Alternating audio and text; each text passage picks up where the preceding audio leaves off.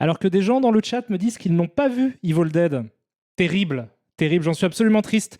Donc tu risques ce soir de te faire un peu divulgacher, un peu spoiler l'univers de Evil Dead, en tout cas du premier film. Parce que je vais évidemment en parler. J'avais prévenu, cette fois j'avais dit je parlerai du premier Evil Dead, n'hésitez pas à le mater avant. Donc si vous n'avez pas fait vos devoirs, c'est votre faute. Sachez que, néanmoins que Evil Dead n'est pas un film si divulgachable que ça. J'entends par là qu'il n'y a pas de surprise dans le scénar. C'est pas, je veux dire, c'est pas Fight Club, c'est pas un film à twist, quoi. Donc, en gros, vous allez comprendre très vite que Evil Dead, même si je vous raconte la fin, ça, en théorie, ne vous gâchera pas le plaisir de découvrir néanmoins ce film. Voilà. Tandis que vous entendez la bande originale du film Taxi Driver, le chauffeur de tacos, comme on l'appelle en français, avec Robert De Niro, dans le rôle du chauffeur de tacos. Il fait chauffer les tacos. Tut tut, je suis le taxi driver, je suis Robert De Niro. Avec une bande originale donc de Bernard Herrmann, un des plus grands compositeurs de l'histoire de la musique de film. Fantastique, fantastique morceau, qui s'appelle The 44 Magnum is a Monster. C'est pas chaud, ça? C'est bien, Taxi Driver. Regardez-le si vous l'avez pas vu. Je crois que c'est 60, quoi, c'est 75, 76? Je sais plus. Mais c'est super. Film de Martin Scorsese, évidemment, je l'ai même pas dit.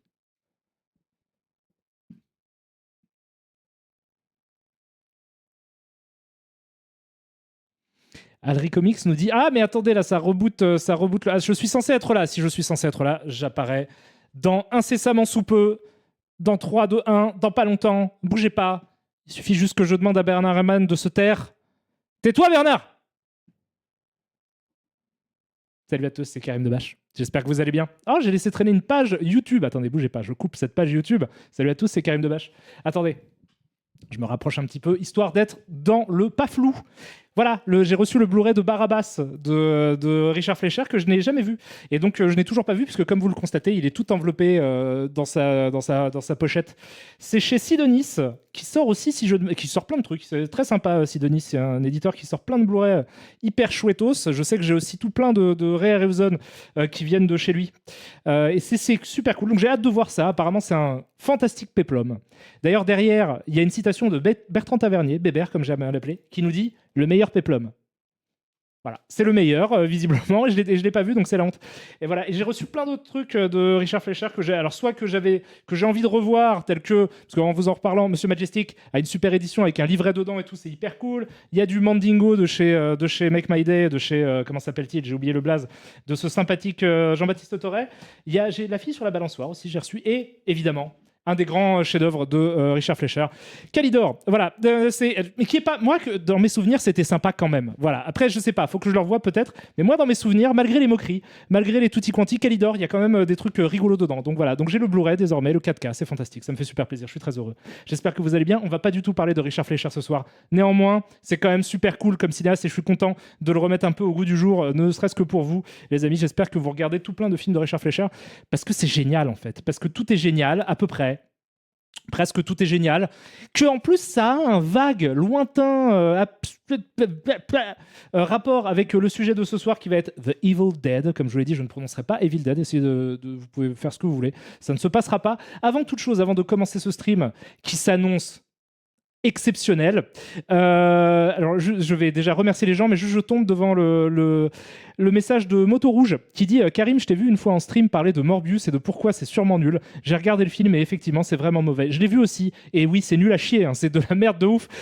Franchement, oui, c'est vraiment de la merde. C'est un des pires films, je pense, de l'histoire récente. C'est même presque un point de non-retour. C'est même pas drôle. C'est vraiment... je pense qu'après ça, il n'y a plus qu'à attendre le remake de Police Academy. Voilà, putain, j'ai vu qu'il faisait un remake de... Qu'est-ce que j'ai vu récemment où j'ai fait putain, les blancs ne savent pas sauter. Apparemment, il y a ça qui existe, il y a un remake des Blancs ne savent pas sauter, ou une suite, je ne sais pas, quelque chose comme ça. Donc sans Woody Harrelson et Wesley Snipes, enfin, je crois, je ne sais pas, mais il y a ça. Donc on est à 2 doigts, là on est vraiment pas loin de Police Academy. On va y arriver petit à petit, il suffit de continuer à creuser, tout au fond de la fosse sceptique, on va trouver Police Academy, et ça nous fera tous plaisir. Alors, je vais juste remercier les quelques personnes qui ont participé financièrement à ce fantastique live. C'est grâce à vous, les amis, que ces lives peuvent exister, donc je vous remercie infiniment, vous êtes d'une générosité hallucinante. Et Je vous fais des gros bisous. Donc, alors attendez, bougez pas. Je reprends du début. Voilà. Little Boxes. Donc, il y a toujours un pseudo avec une faute d'orthographe quand même. Une faute assez folle. Little Boxes. J'ai envie de te dire Little Boxes on the him side. Little Boxes made of. Bref, tu connais la chanson très probablement. Tu me dis bonsoir Karim et les gens. Bonsoir à toi et les gens également. Mac Tower aussi, un super burger qui me dit moi. Voilà. Qui me dit moi, mais avec un S. Donc, soit il parle de la temporalité, soit il fait un pluriel de lui-même, ce qui est très étrange. Mais merci à toi, en tout cas, Mac Tower. Tu es un burger de plaisir. Pour tes 10 mois d'abonnement, ça fait 10 mois que tu es là et ça fait super plaisir. Hug the Bug 38, merci beaucoup à toi aussi. C'est ton 7e mois d'abonnement.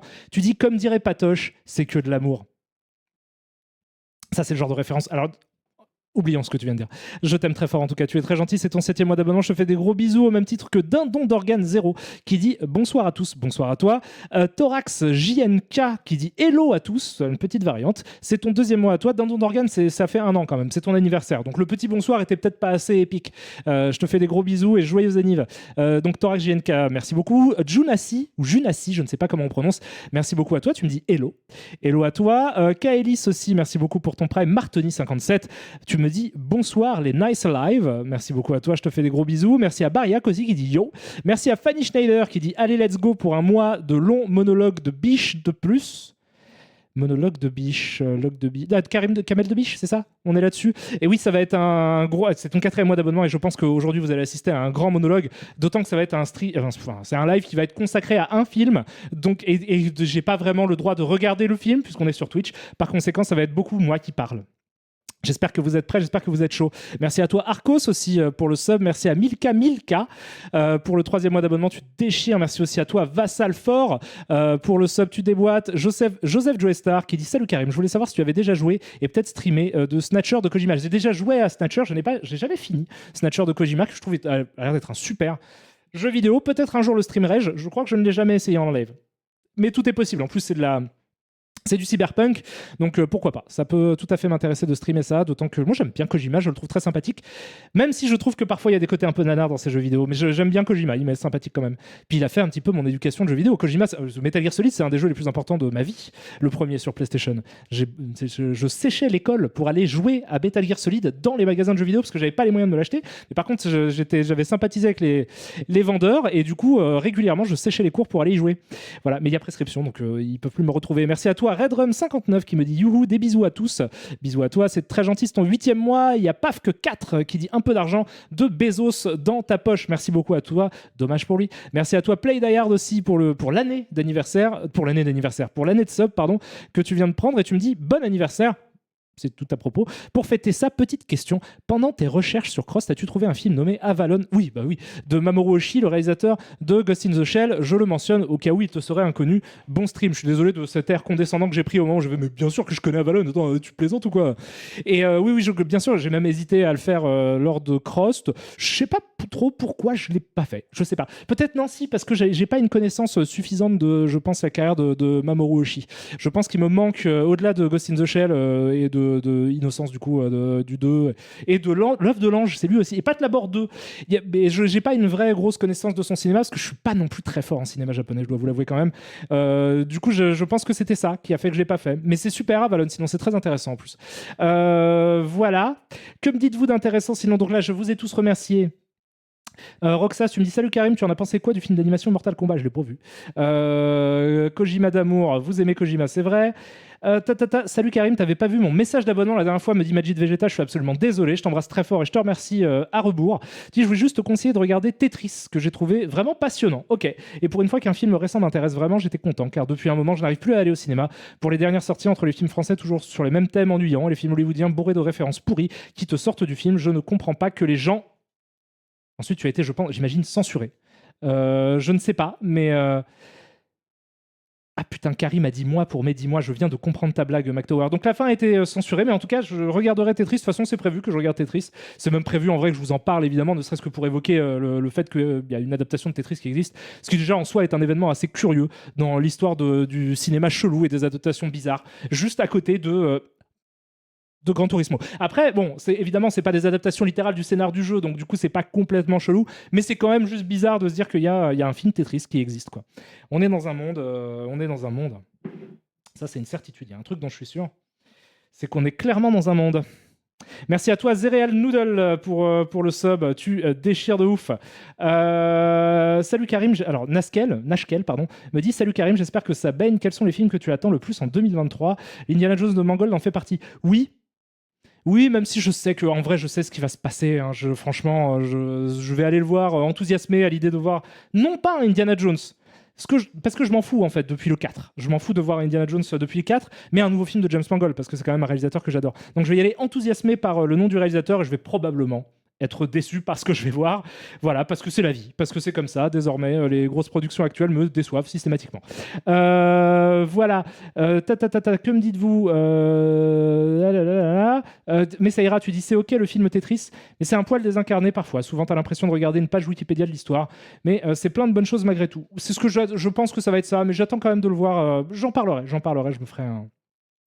Pourquoi Kojima revient beaucoup dans le chat? Mais parce que j'en ai parlé il y a 2 secondes en disant que j'aimais beaucoup Kojima et qu'un jour je devrais faire Snatcher.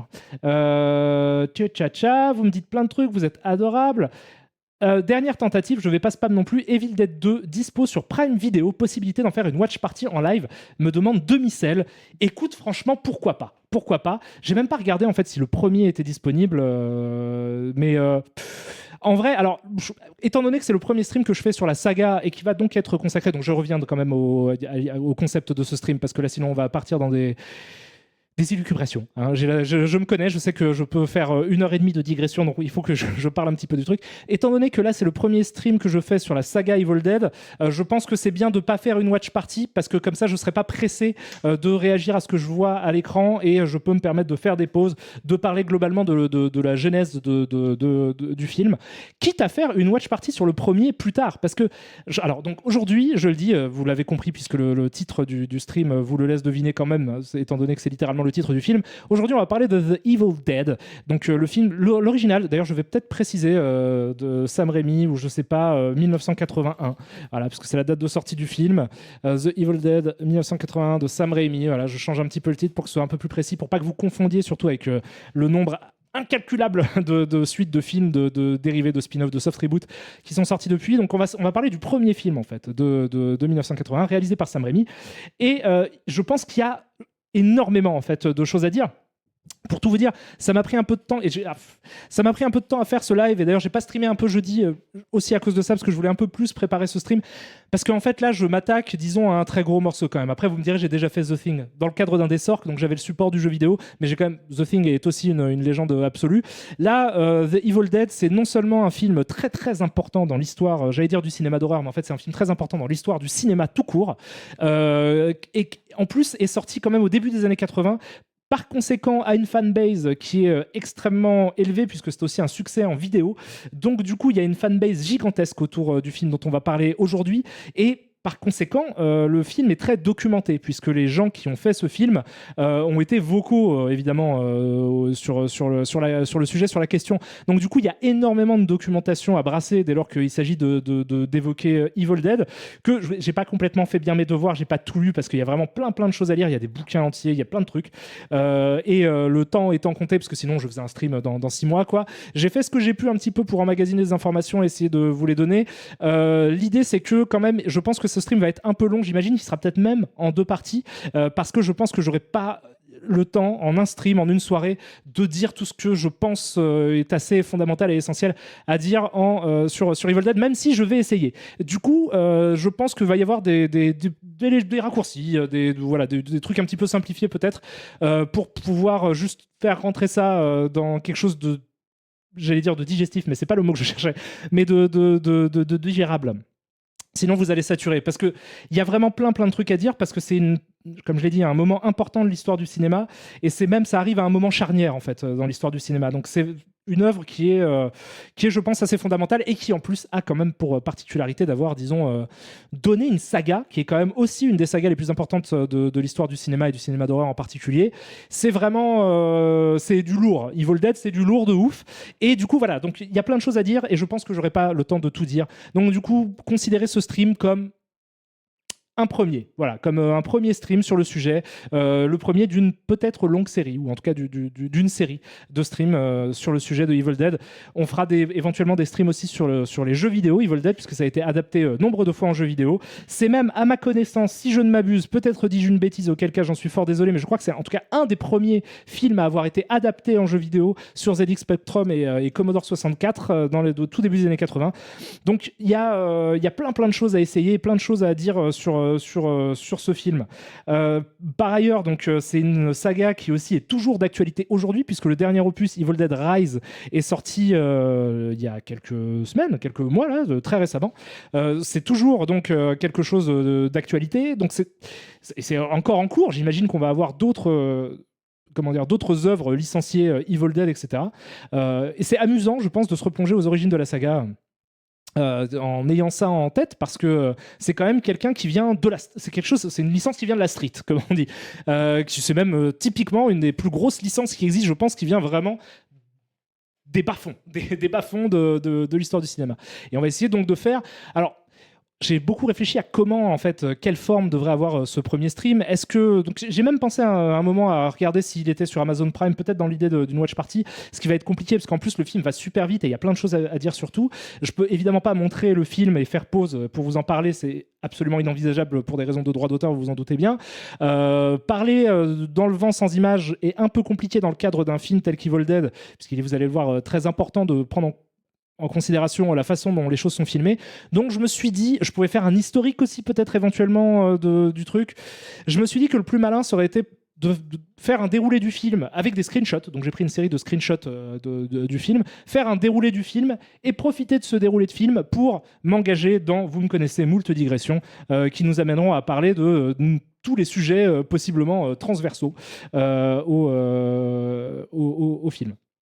Bah si, en mode watch party. Mais non, en watch party, tu ne peux pas faire pause. Ce qui est un énorme problème dès lors que tu veux... en fait, tu ne peux pas faire pause.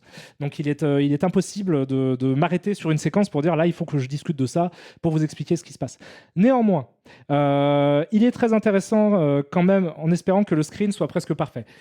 Écoute, en fait, j'ai eu cette idée-là parce que j'ai déjà fait ça en fait avec le film Q. Souvenez-vous de l'épouvante sur New York, l'épouvante à New York, je sais plus exactement, le film dont je vous ai parlé avec un dragon et une enquête policière. Et je me suis dit en fait, c'est un format qui est convenable. Alors, je l'ai fait comme une blague dans le cadre de ma conversation autour du film Q. Là, ça va être un peu moins pour la blague, mais un peu plus pour essayer de comprendre comment c'est fait, comment le film est construit, comment il est cadré, etc. Mais je pense que c'est un format qui peut fonctionner. Puis de toute façon, merde, on est en stream. L'idée, c'est aussi d'essayer des trucs. Si ça marche pas, la prochaine fois, je ferai autrement. C'est aussi simple que ça. Voilà. Et puis dans le processus, vous apprendrez, j'espère, quand même pas mal de trucs sur Evil Dead. Alors, je sais pas, j'ai pas regardé les chiffres de est-ce que ça a marché le Evil Dead Rise. J'imagine que ça a plutôt correctement fonctionné. Je vais juste faire un petit panorama rapide de ce qu'est la licence, la saga Evil Dead.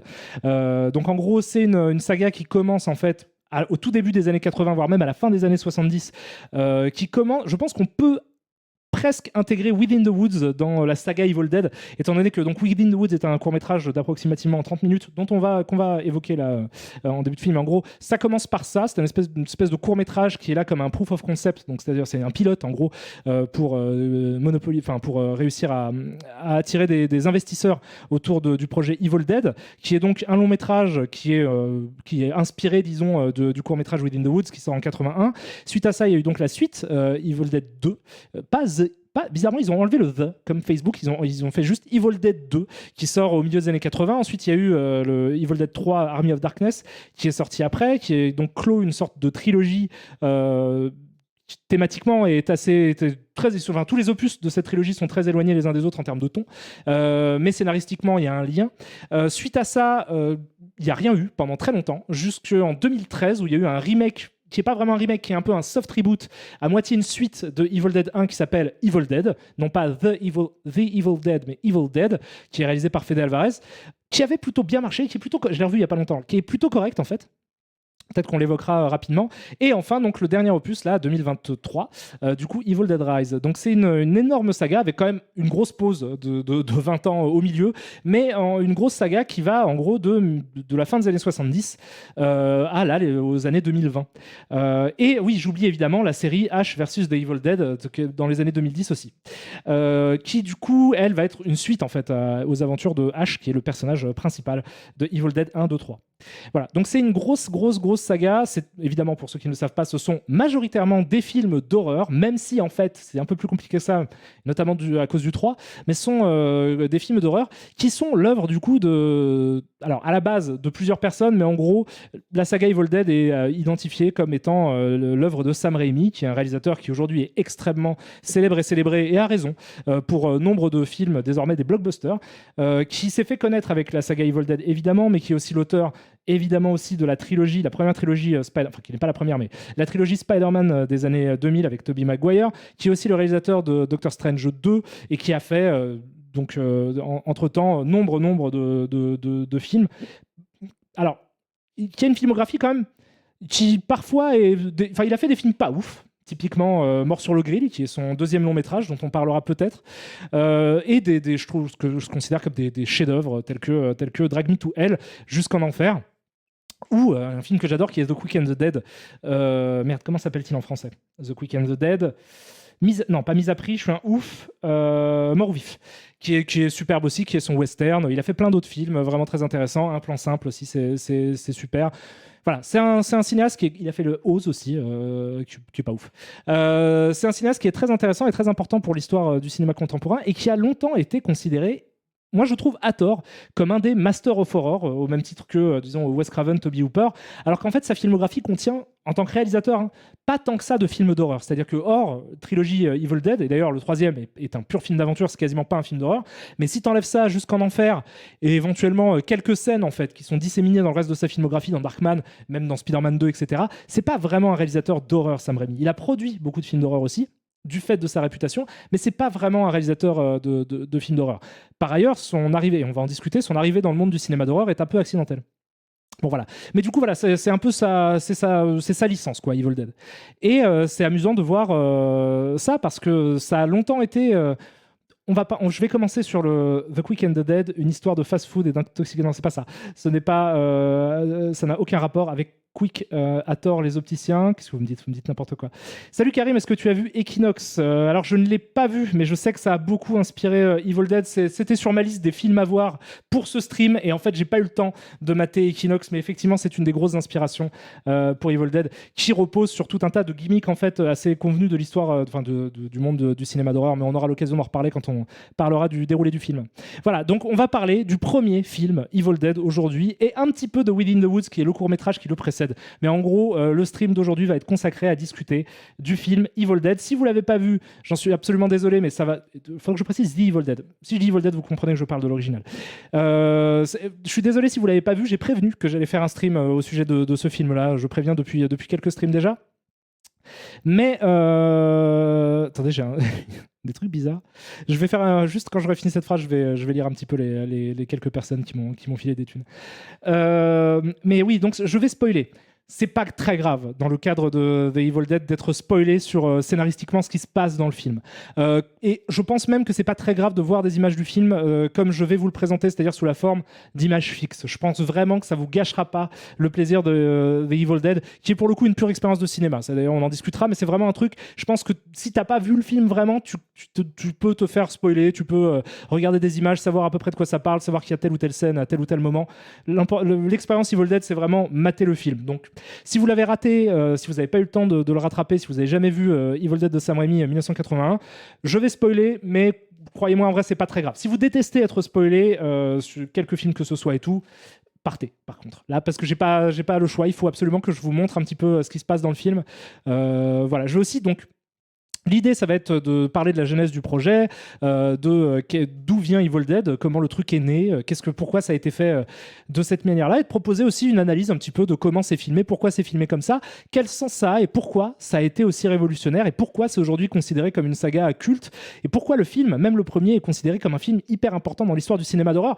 Ce qui est assez intéressant parce que justement, il a des origines très pauvres, très populaires, et donc du coup, c'est vraiment très intéressant d'essayer de comprendre comment ce film, qui est presque et vraiment, il faut insister sur le presque, c'est pas un film amateur, mais qui est presque un projet amateur. En fait, comment est-ce que ça a réussi à avoir une importance telle que celle-ci dans l'histoire du cinéma, qui a franchement, je pense, inspiré un nombre conséquent de cinéastes divers et variés, et même je trouve que son inspiration a tendance à à transcender le pur cinéma d'horreur de genre, pour aller inspirer en fait plein de cinéastes différents un peu partout dans le monde.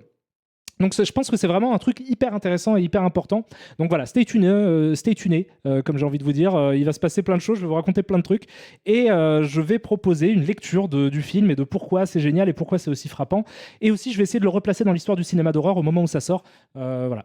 Tout ça avec vous, évidemment, parce que c'est le principe du stream. Et que du coup, je sais que, comme je vous l'ai dit, c'est un film extrêmement important dans l'histoire du cinéma de genre. Par conséquent, il y a une fanbase qui est gigantesque, dont vous faites très probablement partie, enfin, une partie de vous fait très probablement partie de cette fanbase. N'hésitez pas à me corriger si je dis des conneries, parce que je pense pas que je sois une des personnes qui s'y connaît le plus en même temps dans cette saga-là. Il est possible que j'ai des lacunes, donc n'hésitez pas à les compléter. Et par ailleurs, n'hésitez pas à ouvrir des conversations. De toute façon, on discutera. Je vous donnerai des informations et on pourra discuter autour de ça. En plus, c'est un peu compliqué Evil Dead parce que, j'allais dire, c'est fait par une équipe de joyeux lurons. Je vais prendre une lichette de ce délicieux breuvage. Ce sont quand même des joyeux lurons, les gens qui ont fait ce film-là. Donc Sam Raimi, en gros, c'est le projet de 3 personnes, Evil Dead. Sam Raimi, Robert Tappert et Bruce Campbell. Et ces 3 personnes sont quand même un peu rigolards. Ils ont tendance à être un petit peu foufou et parfois, en fait, ils racontent des trucs. Ce qui rend les choses compliquées quand t'es un connard comme moi qui essaie de se documenter sur le film, parce qu'il s'avère que ils ont beaucoup parlé du film, mais ils ont aussi apparemment raconté pas mal de conneries. Moi, il y a nombre d'informations et d'anecdotes, notamment au sujet de ce film, que j'ai vu être débunkées, en fait. Notamment des trucs que raconte, par exemple, Bruce Campbell sur le film, qui sont pas complètement vrais, quoi, ou qui sont en tout cas des déformations légères du réel, et parfois des mensonges littéraux, quoi. Donc, du coup, il y a, voilà, démêler le vrai du faux, c'est compliqué. Il est possible, par conséquent, que je dise des conneries. Prenez pas ce que je raconte pour parole d'évangile, quoi. N'hésitez pas à faire vos recherches si le sujet vous intéresse, d'autant que la documentation est gigantesque. Comme je l'ai dit, il y a des livres, des sites entiers de fans et des informations, en veux-tu, en voilà. Donc je vais juste, après cette petite introduction chaotique, remercier les quelques personnes qui ont sub. Ensuite, je vous ferai un petit, un petit résumé de ce qui s'est passé jusqu'à arriver à Evil Dead dans la vie des gens qui l'ont créé. Et là, ensuite, on commencera à proprement parler d'Evil Dead. Voilà, donc du coup, merci beaucoup à toi. Donc Play Die Hard, je t'ai remercié. Zerel Noodle, je t'ai remercié aussi. Le Morse des mers aussi. Tu as pris un sub, tu es trop mignon, je t'embrasse très très fort, au même titre que Calisior66, mais aussi Val, what the fuck, qui dit coucou Karim, ma femme me trompe avec mon patron, quel film dois-je voir? C'est ça que j'ai lu en fait comme message. Je me suis dit, tiens, c'est compliqué comme question ce que tu me demandes. Déjà, je suis désolé pour toi. J'espère mais la vie continue. La vie continue et ça fait partie de l'existence. Quel film dois-je voir, mais qui du coup n'a pas vraiment de rapport avec le fait que ta femme te trompe avec ton patron, quoi. Parce que sinon, je serais bien mal avisé de te conseiller un quelconque film. Non, tu peux regarder un truc de type. Attends. Evil Dead. Voilà, c'est parce que c'est sympa. Donc Evil Dead, je le rappelle, aussi pour les gens qui l'ont pas vu, n'hésitez pas comme d'habitude à vous procurer les choses parce que je fais des streams où du coup je vais vous raconter, je vais vous spoiler le film, etc. Ça ne change pas le fait que ce film, plein de taches de doigts, est une expérience absolument indépassable et je trouve moi c'est un chef-d'œuvre. Donc n'hésitez pas à vous le procurer en format physique de préférence ou même en VOD ou quoi, mais genre payer pour le voir ça vaut le coup parce que si vous êtes un tant soit peu amateur de cinéma d'horreur, déjà c'est un indispensable. Globalement, si vous aimez le cinoche, de toute façon Evil Dead, méchant papa. Evil Dead, c'est de toute façon un moment important dans l'histoire du cinéma, donc regardez ce film-là, c'est très important, d'autant que le premier, je vais finir les remerciements dans une seconde, mais je dis juste un truc. Je trouve que le premier Evil Dead est souvent, je trouve, pas apprécié à sa juste valeur, au profit souvent du 2, en fait, qui est qui est effectivement, je trouve, meilleur que le premier, qui est pour le coup vraiment, je trouve, un des meilleurs films de tous les temps, tout court, qui est génial, qui va encore plus loin dans la proposition de cinéma qu'est Evil Dead. Mais du coup, c'est un peu comme Mad Max ou genre, j'allais dire que Rambo, quoi. C'est-à-dire que tout l'imagerie, tout l'imaginaire qu'il y a autour d'Evil Dead, tout le côté un peu cool du personnage et tout, vient du 2. Et le premier, on a tendance à... Il est globalement apprécié comme un bon film d'horreur, mais quand on demande aux gens comme ça de citer Evil Dead, ils ont en tête beaucoup d'images du 2, en fait. Et je trouve que c'est dommage parce que je considère que le premier est vraiment un chef-d'œuvre. Et c'est vraiment un film important. Et du coup, ça va être aussi une manière pour moi de prendre ce film-là, Evil Dead, qui est... je pense pas apprécié à sa juste valeur, même par rapport à sa propre suite, quoi, pour rappeler que même avant le 2, en fait, le premier Evil Dead, c'est vraiment un moment important de l'histoire du cinéma, c'est un truc hyper bien, quoi. Donc voilà. Donc tout ça pour dire que je suis désolé, Val, what the fuck, pour la tromperie dont tu me parles. Mais en tout cas, merci beaucoup à toi, Dawaran01, pour le sub, merci à Empereur Pelpel aussi, qui dit un bien gros morceau effectivement pour ce film, hein, c'est compliqué. Merci à toi Bass Boost aussi, t'es un vieux de la vieille, ça fait 14 mois que t'es dans la place. Empereur Pelpel, ça fait 9 mois que t'es avec moi, donc je te fais un bisou à toi et à notre enfant.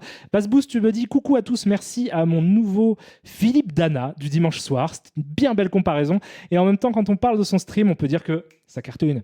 Merci beaucoup à toi Bass Boost, je t'embrasse très très fort pour cette référence de vieux, ça fait plaisir. Merci à toi Jamdi79 aussi, tu m'envoies plein de smileys gentils et c'est ton 10e mois d'abonnement. Merci à toi Keiso qui dit Banzai, j'adore le film avec Coluche qui gonfle. Merci beaucoup à toi Patchounet aussi pour le 5e mois d'abonnement. Merci à toi Avod51 pour le sub, merci à Solid Ben pour le 25e mois d'abonnement, tu es complètement un vieux de la vieille. Et toi aussi Sarah Lugosi, merci beaucoup à toi, tu dis coucou, je n'ai pas suivi, on va jouer à Reaper aujourd'hui. Pas du tout, aujourd'hui le stream est consacré à Evil Dead, le premier film. Merci à toi Pico Pico pour le 8e mois de sub, merci à Captain Prone pour le Prime aussi, merci à Mgil pour le 9e mois d'abonnement, joyeux bébé à nous, mais c'est le 9e mois d'abonnement in a row, c'est ton 20e mois en tout, donc je te fais des gros bisous. Merci à toi Bruce Wayne 06 qui dit génial, j'ai écouté récemment le podcast de Capture Mag sur Sam Raimi qui est goldé comme d'hab, donc quoi de mieux que Monsieur Debache pour la continuité sur ce chef-d'œuvre, des bisous.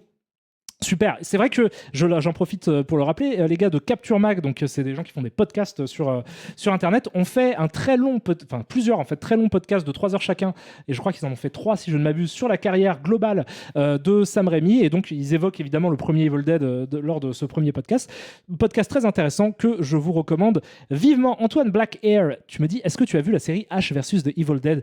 Elle est incroyable, merci à toi pour ton Prime, j'en ai vu que quelques épisodes, et c'est pour ça que je ne vais pas l'évoquer, et je préviens aussi du coup, c'est qu'on va essayer vraiment de se concentrer du fait de ce que je viens de raconter sur le fait que je pense que le premier devrait être encore plus discuté. On va essayer de... En fait, j'ai revu que le 1 et le 2 et le remake, le Evil Dead 2013 de Fede Alvarez. J'ai revu que cela, j'ai pas revu le 3. J'ai pas revu comment dire, Rise. Mais Rise, je l'ai vu il y a pas longtemps pour la première fois, donc j'ai pas encore à le revoir. Mais pour l'instant, je vais même pas évoquer trop le 2, en fait. J'aimerais vraiment qu'on se concentre sur ce qu'est Evil Dead comme une œuvre, presque en stand-alone, parce que c'est aussi comme ça qu'elle a été pensée.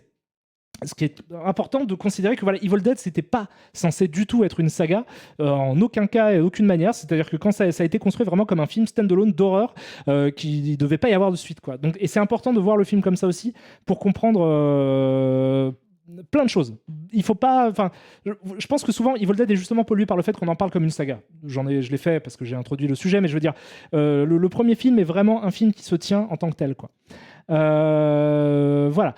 Je conseille le live de la chaîne Croix de Malte sur Evil Dead, très long live. D'accord, je n'ai pas vu ça, Yoxotot, mais Yoxotot vous conseille ça. J'imagine qu'il y a plein de choses très intéressantes. De toute façon, il y a 1 milliard de trucs à dire sur Evil Dead. Alors peut-être vais-je me répéter aussi. C'est aussi un des trucs qui m'a fait hésiter de faire un stream au sujet d'Evil Dead, parce que je me dis, c'est un film qui a tellement été discuté que peut-être qu'un peu tout a déjà été dit. Bon. Et bah auquel cas, tant pis, j'ai envie de vous dire. Donc, je vais commencer par un peu discuter de comment on en est arrivé à Evil Dead, d'où ça vient, qu'est-ce que c'est quoi. Voilà. Qu'est-ce que c'est quoi le Evil Dead, partie 1. Qu'est-ce que c'est quoi le Evil Dead? Alors le Evil Dead, donc du coup, je l'ai dit, c'est un film qui est sorti en 1981, mais qui en fait est un projet de quelqu'un qui a déjà beaucoup d'expérience dans le monde, en tout cas de la production audiovisuelle, quoi. Parce que du coup, donc c'est l'œuvre de, comme je l'ai dit, le réalisateur c'est Sam Raimi. C'est en fait c'est l'œuvre de 3 mecs. Hein. C'est Bruce Campbell, Sam Raimi et Robert Tappert, mais c'est beaucoup associé au nom de Sam Raimi. Donc Sam Raimi, c'est un gars qui naît à la fin des années 50 à Détroit, dans le Michigan. et qui en fait commence, donc il est très rapidement passionné par l'histoire du cinéma. Lui, et du coup ça va ramener à mes précédents streams, il cite comme premier choc cinématographique, comment s'appelle-t-il, Le Voyage Fantastique, donc de Richard Fleischer, dont je parle régulièrement de Richard Fleischer en ce moment, ce qui est le précurseur du film de Joe Dante, Inner Space, qui est en gros un film où il y a une équipe de scientifiques qui se retrouve réduite, miniaturisée, qui est projetée dans le corps d'un scientifique pour lui sauver la vie et détruire un caillot de sang situé dans son cerveau. J'en ai parlé déjà de ce film. Mais du coup, donc c'est un de ses premiers chocs cinématographiques. Il a tendance à... Enfin, quand il est petit, disons, il aime le cinéma, il le regarde pas mal, et très rapidement, il commence à produire lui-même ses propres films à l'école, du coup. À Détroit, en fait, à cette époque-là, donc, cette époque-là, ça commence au début des années 70, autour de 72. À cette époque-là, il y a en fait pas mal de petits jeunes à Détroit qui bidouillent un petit peu du cinoche avec de la peluche Super 8. Donc, qui est l'ancêtre du cinéma à la maison, quoi. C'est le premier format qui a été accessible, en gros, pour que des gens puissent bidouiller chez eux sans moyen de production, vraiment faire leur propre petit film. Voilà, donc il a commencé comme ça avec un groupe d'amis. Alors, je vais essayer de rapidement passer sur cette période qui s'étend en gros du début des années 70 à la toute fin des années 70, donc en gros de 72 à 77, 78. Mais en fait, c'est une période très dense en termes de production cinématographique et très complexe en termes de relations humaines. Parce qu'à cette époque-là, du coup, il y a vraiment plein de petits gars en fait, qui sont fans de cinoche et qui s'amusent à tourner des petits courts-métrages en Super 8 un petit peu partout à Détroit. En fait. Et un nombre de ces petits gars-là, genre 6 ou 7 de ces mecs-là, en fait, se croisent au hasard, au gré du vent, au hasard de la vie, quoi, et finissent par lier des relations d'amitié. Il y a des espèces de crews en fait, de cinéastes amateurs qui officient dans la région et qui ont tous un petit peu leur spécialité ou leur technique et leur matos en fait. Et du coup, de ces relations-là en fait naissent une espèce de collectif informel de jeunes, mais tout jeunes quoi, qui sont pas majeurs, fans de cinoche, qui s'amusent à faire des films entre eux. Alors, il y en a un qui a des lumières, il y en a un autre qui a accès à une caméra, il y en a un autre qui a accès à du matos pour le son, etc. Et du coup, en mettant tout ça en commun, ils se retrouvent avec de quoi faire des courts-métrages et donc ils produisent nombre de courts-métrages dans cette décennie-là, dans les années 70, à partir à peu près de 72, même, je crois même un petit peu avant, quoi. Et il y a un nombre assez conséquent de films qui voient le jour. C'est très compliqué. Alors moi, je les ai pas tous vus, évidemment. Je pense que c'est rare les gens qui les ont tous vus, parce qu'il y en a qui sont complètement introuvables. Il y en a qui ont disparu de la circulation. Certains sont sortis, sont ressortis récemment en format physique. Donc il y a un DVD notamment, ou un coffret DVD qui est achetable, qui en contient beaucoup. Certains n'ont été disponibles que au travers de bootleg, parce que très souvent, ils utilisaient des musiques de films qu'ils allaient pomper à gauche, à droite, dans d'autres films, etc. Donc ils n'avaient pas les droits dessus. Donc c'est des trucs qui peuvent pas sortir légalement en DVD. Du coup, il est distribué un petit peu sous le manteau en mode bootleg. D'où le fait que vous avez écouté un peu de Bernard Herrmann et de John Barry dans cette introduction, parce qu'en fait, c'était la bande originale de North by Northwest, je sais plus, de L'Homme au pistolet d'or et d'autres films. Mais en fait, ce sont des chansons qui ont été, des musiques qui ont été reprises dans les courts-métrages de Sam Raimi et entre autres. Aussi, Bruce Campbell faisait des films dans son coin, Scott Spiegel, qui est un de ces personnages-là aussi, faisait des films dans son coin également. Et tous ces mecs-là utilisaient donc des bouts de musique de film pour faire des courts-métrages divers et variés sur différents sujets. Donc, étant donné que je ne les ai pas tous vus, j'ai pas grand-chose à dire là-dessus. Néanmoins, je vous conseille quand même, et on va passer directement en mode attention, bam. Voilà. Là, je vais... attendez, bougez pas. Oui, c'est bon. Je vais vous montrer la bande-annonce, en fait. Si vous voulez vous procurer ces courts-métrages, donc juste une partie de ces courts-métrages. Je ne sais pas exactement combien il y en a dans ces DVD-là. En gros, dans les années 70 jusqu'au début des années 80, ils ont produit une 60aine de films, ce qui est énorme. C'est absolument énorme, en fait. Mais il y a une 60aine de courts-métrages qui existent avec soit... Donc, en fait, ils alternaient les rôles. C'est-à-dire que parfois, Sam Raimi était réalisateur, parfois, il était juste acteur, Bruce Campbell, pareil, Scott Spiegel, pareil, etc. Et voici, donc, si vous allez sur super8shorts.com, comme vous le voyez écrit là, vous pouvez commander ce DVD-là. Je pense que c'est introuvable sur Amazon, etc. Mais vous pouvez choper ces films aussi. Voilà. How Groovy Is That? Donc c'est marrant parce qu'on voit, alors là vous entendiez la voix de Bill Ward qui est un des mecs de ce crew, qui, c'est marrant, vous avez vu comme il surfe encore sur le succès de Evil Dead. Évidemment, ces courts-métrages, comme nombre de courts-métrages qui étaient faits à l'époque par des gens en Super 8, ont très peu d'intérêt, pour être tout à fait honnête, sont vraiment pas très intéressants et ils sont en termes de qualité dans la moyenne de la production amateur de l'époque qui est pas bien haute, quoi. Parce que du coup les limitations quand même techniques, quand bien même il y a du Super 8, parce qu'il commence en 8 mm mais très vite il passe au Super 8, quand bien même il y a du Super 8 et tout, c'est quand même voilà, c'est des petits jeunes qui font des films un petit peu à l'arrache comme ça, vous attendez pas à avoir des trucs de ouf. Néanmoins c'est pour les collectionneurs en fait de tout ce qu'a fait Sam Raimi et de tout ce qui a donné Evil Dead, bah, c'est quand même intéressant. Donc si vous êtes vraiment un gros fan, il y a ça qui existe. N'hésitez pas à aller vous renseigner là-dessus. Ça peut être toujours un peu sympa. Du coup, alors ils sont très inspirés aussi, et Sam Raimi est très fan d'un truc que moi je connais, mais pas du tout. Je crois même que j'ai jamais vu un film de ces mecs-là, mais il est très inspiré par comment ça s'appelle, les Three Stooges, donc les Trois Stooges. C'est vraiment, il est passionné par les films de ce trio de comiques qui existe depuis les années 40, quoi, ils ont fait plein de courts-métrages humoristiques en mode slapstick, qui sont un petit peu en mode Abbott et Costello ou les Marx Brothers, quoi. Beaucoup de comiques de mouvement, quoi. C'est très slapstick. Moi, je connais quasiment pas du tout, donc j'aurais pas les références, mais il y a des trucs.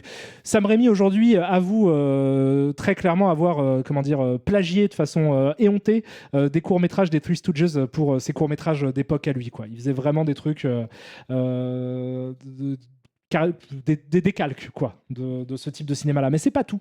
Il a aussi fait plusieurs autres types de productions. Il a fait un petit peu ça pouvait être tout et n'importe quoi en fait. C'était beaucoup d'humour, par contre. Il y avait beaucoup de trucs un peu tarte à la crème, un peu cascade, un peu trucs comme ça. Et très vite, en fait, les rôles ont commencé à se définir dans leur groupe de potes. C'est-à-dire que très rapidement, Bruce Campbell est devenu plus ou moins l'acteur attitré de leur groupe de potes. Pourquoi? Parce qu'il était beau gosse. Et que c'était le mec le plus beau gosse, en fait, du truc. Et Sam Raimi, il a dit, voilà, les filles, elles ont l'air d'être heureuses quand elles te voient à l'écran, donc on va plutôt te mettre toi. Moi, j'ai un petit peu une tête de nerd, donc je vais rester derrière la caméra. Mais c'est vraiment par la force des choses et au fil de leur travail, en fait, que les rôles se sont définis. Il n'y avait pas de vrai plan de carrière derrière ça encore à l'époque. C'était juste un groupe d'amis qui s'amusaient à faire des films. Ce qui déjà, en fait, résonne, je pense, dans l'esprit de n'importe quel cinéphile de cette époque-là et d'après. On a tous fait des petits courts-métrages, en fait. C'était vraiment un truc qu'on faisait. Alors, chacun a eu sa technologie. Moi, j'ai jamais fait de trucs en Super 8. Je faisais plus des trucs en vidéo, en DV. Mais c'était parmi les premières générations de gens qui commençaient à se démerder et à faire des trucs avec un peu les moyens du bord. Et une production quand même assez importante, quoi. Je vais repasser en full screen pour dire que donc il y a tout un tas, il y a une 60aine de films. Évidemment, ils sont pas tous importants et la moyenne en termes de qualité est quand même assez basse. Néanmoins, il y a quelques films. C'est qui Hubor? Elle est super cette vanne sous partie, merci beaucoup à toi. Néanmoins, il y a quelques films qui sont importants et qui sont quand même à noter, et donc je vais essayer de les décrire. Le premier à noter, c'est un film qui s'appelle The Happy Valley Kid, que je n'ai jamais vu. Voilà, que je ne sais même pas s'il est trouvable. Mais du coup, ce film-ci, en fait, permet... donc, ils le font, je crois, à l'université, si je ne m'abuse. C'est un film qui est fait avec, donc, entre Scott Spiegel. Je crois qu'à ce moment-là, déjà, Rob Tappert était dans la boucle. Rob Tappert, c'était à la base un pote du grand frère de Sam Raimi, Ivan Raimi. Et du coup, c'est comme ça qu'il a rencontré Sam Raimi et que petit à petit, il s'est mis à être vraiment intéressé par les expérimentations visuelles de Sam Raimi. Mais du coup, ces mecs-là, en fait, ils font un court-métrage qui s'appelle The Happy Valley Kid. Je crois que c'est inspiré de leurs cours sur Shakespeare, parce qu'ils avaient des cours en commun. Je sais plus exactement, mais en gros, ils font ce film-là et ils organisent une projection dans leur université et ils font un peu d'argent, en fait. En gros, le film coûte à peu près 700 balles, 700 $, ce qui est que dalle. Et ils arrivent à gratter en ticket d'entrée, quoi, à peu près 5000 balles. Donc ce qui est, pour des petits jeunes comme ça qui font le truc, ce qui est vraiment cool. Ils font 5600 $, je crois, qu'ils ont réussi à gratter en projetant le film Happy Valley Kid. Et là, ils se disent, putain, il y a moyen que ce soit un business, en fait. Il y a moyen de faire de l'argent avec le cinéma. Comment est-ce qu'on peut éventuellement, peut-être un jour, en faire notre métier? Parce que une question qu'on s'est tous posée. Tous les gens qui ont fait des courts-métrages de jeunes se sont demandé un jour, tiens, et si, pourquoi pas, à un moment, ce serait ça ma vie, quoi. Et ils se sont dit, bah, c'est très simple. Là, on a fait 5000 avec un budget de 700. Ça veut dire que si on fait un truc à plus gros budget, plus gros film, plus de rentrée d'argent, plus d'argent.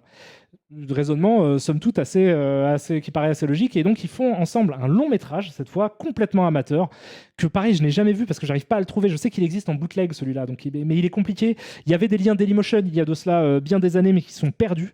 Donc, je ne sais pas où le trouver, en fait. C'est très compliqué. Le film s'appelle It's Murder. C'est un meurtre, voilà, c'est ça. C'est assez cool comme titre, je trouve. Il y a un point d'exclamation. C'est pour ça que je le dis comme ça. It's Murder. Donc, qui est un film pareil. Donc, très ambitieux en fait pour ces mecs-là, puisque ça leur coûte un peu plus d'argent, donc ça doit quand même leur coûter genre 2000 balles, quoi. Ça a l'air si simple. Oui, ben, ils vont se rendre compte que c'est pas si simple. Et du coup, de la même manière, ils organisent des projections du film It's Murder. À leur grande dame, en fait, déjà, le film fait pas d'argent. Il y a très peu de gens qui viennent voir It's Murder. Et les quelques gens qui y vont trouvent ça quand même assez pété comme film en fait, et trouvent ça vraiment pas ouf. Et c'est leur premier échec. Et donc ils se rendent compte que bah non, c'est pas juste parce que tu mets un peu plus de thunes dans ton film qu'il va forcément te rapporter nettement plus d'argent. Donc il y a ce calcul qui du coup est pété en fait. Ils se sont rendus compte que non, ça marche pas. Le film ne marche pas, le film est plutôt de l'avis des gens qui l'ont vu chiant et inintéressant. Le film, il s'appelle It's Murder. Du coup, le film est une déception. Néanmoins, il constate qu'il y a un truc qui marche en fait dans It's Murder. Je vais arrêter de le dire comme ça à partir de maintenant. C'est que au milieu du film, il y a alors une séquence dont j'ai vu des extraits, enfin j'ai vu des screenshots de cette séquence-là. C'est qu'il y a un personnage, une meuf qui est dans une bagnole et elle essaie de faire démarrer sa bagnole pour je ne sais quelle raison. Et derrière elle, quelqu'un apparaît. C'est un jumpscare. Et ils se rendent compte que le film, tout le monde s'en bat les couilles, tout le monde le trouve chiant, mais au moment où il y a ce jumpscare, les gens sursautent. Donc ils ont réussi, malgré tout, malgré cet échec-là, à faire sursauter des gens dans une salle. Et selon eux, c'est au moins un truc à garder. C'est-à-dire, si tu dois garder un truc cool de ce film raté, eh ben, y a au moins ce truc-là qui a fonctionné. Et donc ils vont se dire, bah, il faut qu'on capitalise sur ce qu'on arrive à faire. C'est-à-dire là, en l'occurrence, faire peur aux gens. Le nom du film, c'est It's Murder. Et ils arrivent à faire sursauter les gens sur un jumpscare. C'est un début, j'ai envie de dire. Mais bon, le film est quand même un échec. Et ils se disent finalement, là Sam Raimi réalise donc un autre film, un troisième film, enfin c'est pas son troisième, mais c'est le troisième dont je parle, qui s'appelle Clockwork, que celui-là je l'ai vu. Et Clockwork en fait c'est un truc alors beaucoup moins ambitieux. Donc, parce qu'ils se sont rendus compte que la durée de It's Murder faisait qu'ils ne pouvaient pas gérer des productions aussi longues. Et ils décident d'insister en fait sur ce côté, on a réussi un jumpscare. Donc Sam Raimi pense à un autre jumpscare. Un mec derrière la bagnole, sur le siège arrière, ça fait peur quand ça arrive, ça fait sursauter. Du coup, on va juste sur l'idée d'un autre jumpscare, qui en l'occurrence, je peux vous le dire, parce que je pense que vous n'irez pas voir Clockwork, qui n'est pas un film très intéressant non plus, mais qui est un film de 6 minutes, du coup beaucoup moins ambitieux, dans lequel il y a, à la toute fin du film, en fait, un jumpscare assez similaire, mais encore plus surprenant, parce que du coup, la personne qui vous fait sursauter ne vient pas de la banquette arrière ou de derrière le personnage, mais vient de derrière le mur qui est derrière le personnage. Donc c'est en gros Clockwork, c'est l'histoire c'est une fille qui rentre chez elle. Mais ce qu'elle ne sait pas, c'est qu'il y a un foufou tueur qui s'est introduit chez elle, qui est interprété d'ailleurs par Scott Spiegel, qui est un pote de Sam Raimi, qui est un personnage important du lore Evil Dead, et qui est le réalisateur aussi de nombre de films, notamment de Intruder, qui est un film que j'aime bien, dont je reparlerai, de 1989. Et du coup, il a cette idée-là en fait de qu'est-ce qui pourrait faire sursauter encore plus qu'un mec sur une banquette arrière. C'est un mec derrière un mur qui pète le mur pour saisir une nana, et en fait, il crée un scénar à rebours par rapport à ce moment de ce jumpscare en fait. Oui, je connais Jonas Mekas. Je sais pas pourquoi tu me parles de Jonas Mekas. Je trouve ça très intéressant. J'avais bossé sur un documentaire qui s'appelle Free Radicals sur le cinéma abstrait. Mais alors, pardon. Donc du coup, voilà. Donc il y a cette idée-là de jumpscare qui est un peu plus sophistiquée que le précédent. Il se dit, on va construire un film autour qui s'appelle Clockwork. Clockwork, pourquoi ? Parce que du coup, Clockwork, c'est le mécanisme d'une montre, et ça fait cette espèce de parallèle de dire, bon, bah, un film d'horreur est construit comme ça, comme un truc mécanique vous comprenez très bien le truc. D'autant que Sam Raimi, j'ai lu ça, alors je sais plus où, mais quelqu'un qui aime bien aussi les délires un peu de prestidigitateur, quoi. C'est un peu un mec un peu en mode, je suis un magicien, je fais des tricks. Et donc il aime bien ce côté je t'ai bien eu. Donc forcément le côté film d'horreur de Clockwork lui plaît, quoi. Puis le temps passe et ils se disent, bah en fait on pourrait donc Clockwork, c'est quand même un des trucs les plus réussis de Sam Raimi. Même si en vrai c'est pas très intéressant à regarder, il n'y a pas beaucoup d'idées, etc. Mais quand même, j'allais dire, il y a des concepts, des idées de plans, des façons de filmer ce personnage. C'est un court-métrage qui va être assez proche, en fait, de ce que faisait, par exemple, Carpenter dans ses courts-métrages à lui avant, dans des trucs comme Captain Voyeur, etc. C'est pas un truc de ouf, mais il y a quelques idées qui vont se retrouver ensuite dans son cinéma, notamment ce jumpscare qui reviendra quasiment pareil, filmé pareil dans Evil Dead. Et du coup, ça commence à lui donner des idées. C'est un petit peu le meilleur truc qu'il ait réussi à produire, Sam Raimi, ce petit truc de 6 minutes. C'est pas non plus à se taper le cul par terre, c'est pas un truc de ouf, mais vas-y, ça marche, quoi. C'est 6 minutes qui posent une petite ambiance, un moment de tension, ça marche. Et donc, du coup, Rob Tapert, en fait, il a l'idée, toujours dans son idée de professionnaliser leur business. Il se dit, bah, pourquoi pas faire un vrai long métrage de Cinoche, en fait. Un vrai truc que, voilà, on fait entre nous, indépendant et tout, hein, on s'en bat les couilles, mais on fait un vrai film et on essaie de le sortir pour du vrai. Ce qui est une idée, ma foi, très noble, hein, mais ça pose plein de questions et ça ouvre plein de problèmes, en fait, que ensuite ils vont essayer, en fait, de régler sur les années suivantes. Donc ça, c'est à la fin des années 70 qu'ils ont cette idée-là de, vas-y, il faut qu'on fasse un vrai long métrage, un vrai truc qui donnera du coup The Evil Dead en 81, mais qui pour l'instant est juste à l'état d'idées très vagues dans l'esprit de Rob Tapert et de Sam Raimi, qui marche, qui dit ok, vas-y, pourquoi pas, on se lance dans le délire, même si lui, en fait, l'horreur, c'est pas forcément son genre de prédilection tant que ça. Il aime bien le cinéma d'horreur, il en a fait un petit peu, mais c'est pas non plus un gros, c'est pas son délire. Lui, il est plus dans un délire Tristooges, blague, slapstick, etc. Ce qui va évidemment se ressentir au cours de sa filmographie. Mais Rob Tapert, il a tendance à dire que, en fait, ils vont pas réussir s'ils se lancent dans l'idée de faire un long métrage humoristique, ils vont pas réussir pour plusieurs raisons. La première, c'est qu'ils n'ont pas des acteurs nécessairement professionnels, etc. Et que l'humour, à l'exception de Bruce Campbell, tous les autres sont vraiment très amateurs. Et du coup, l'humour, ça repose beaucoup, surtout l'humour slapstick, sur la qualité des acteurs que tu as. Donc c'est compliqué, en fait, de faire ça. Et puis par ailleurs, ça coûte un peu cher. Et ils se disent, mais la concurrence, en fait, elle est quand même compliquée, quoi. Et là, on rentre dans quelque chose qui est très important dans Evil Dead, c'est que c'est un film qui est construit sur qu'est-ce qu'on peut faire à ce moment-là, en fait. C'est tout. Et Rob Tapert, il se dit ce qu'on peut faire, ce qui est le plus accessible pour nous, au-delà du fait qu'il y a eu Clockwork et un peu dans It's Murder et machin, etc.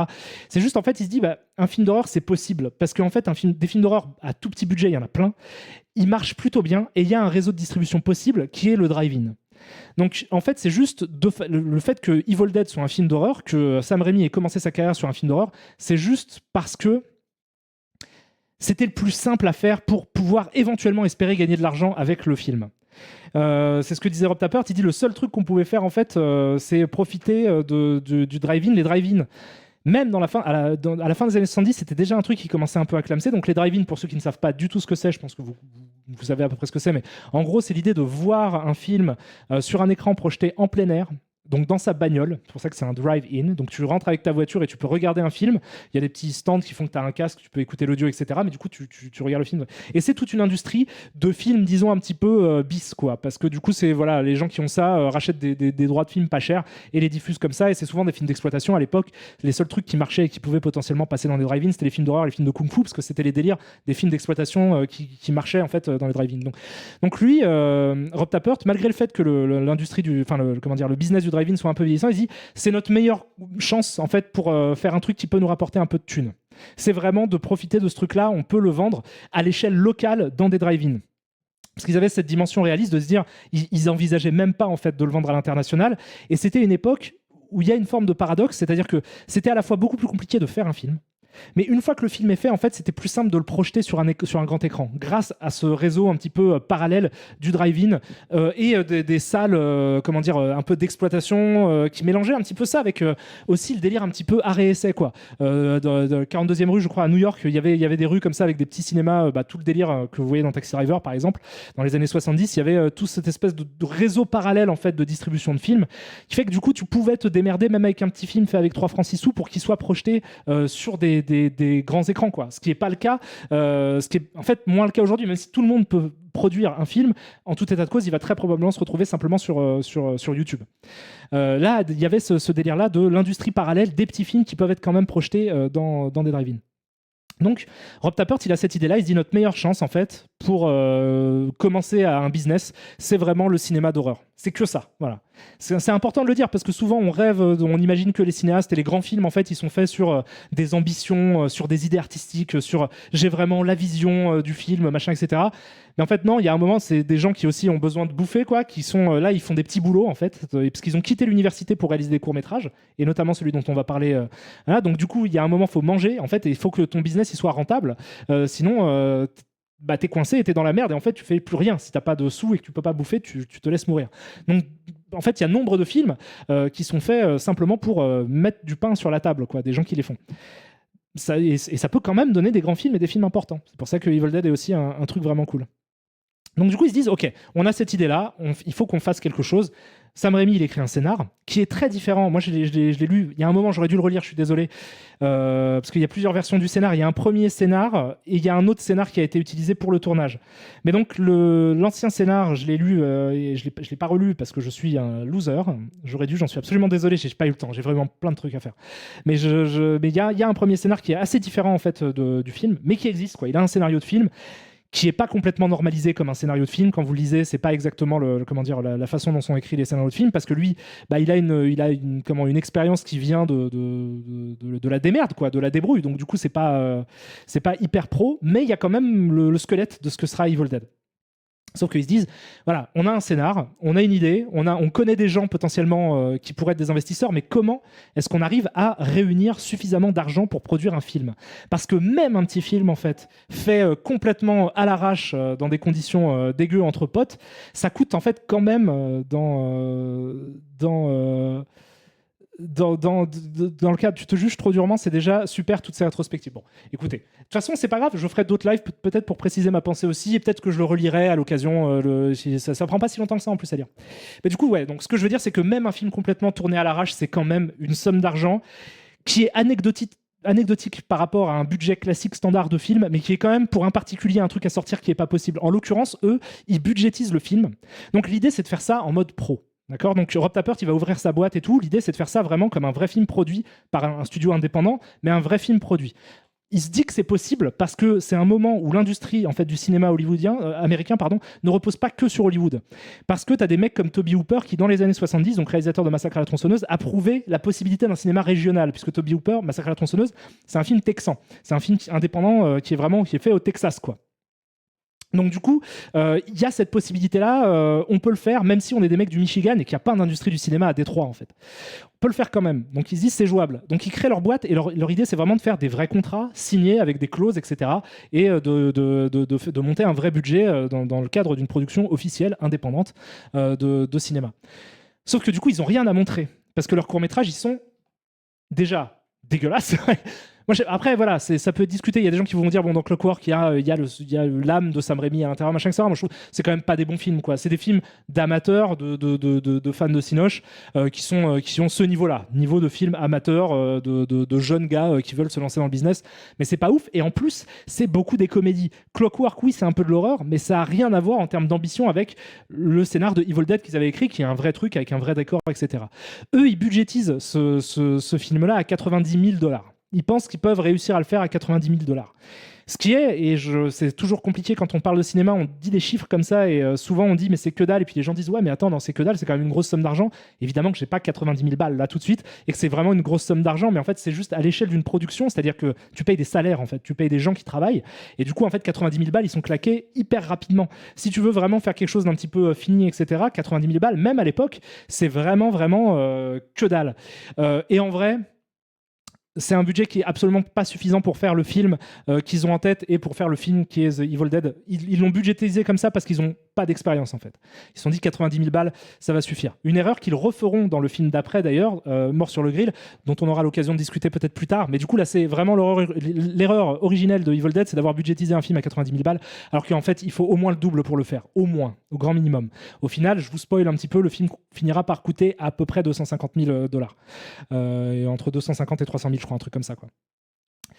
Donc cet argent-là, il faut le trouver. On est très très loin. Et effectivement, tu as raison de préciser, pas d'accord, qu'à l'époque, tu payes la pellicule, ce qui est extrêmement cher. D'autant plus que, du coup, ils ont cette idée-là de on va tourner un film avec les moyens du bord. Le format de base au cinéma, c'est la pellicule 35 mm. C'est comme ça, c'est avec ce format-là que la plupart des films sont tournés. Eux, la seule expérience qu'ils ont, c'est du 8 mm, qui est donc c'est une pellicule beaucoup plus petite, qui permet à n'importe qui de tourner, mais qui aussi a une qualité en vrai assez dégueulasse.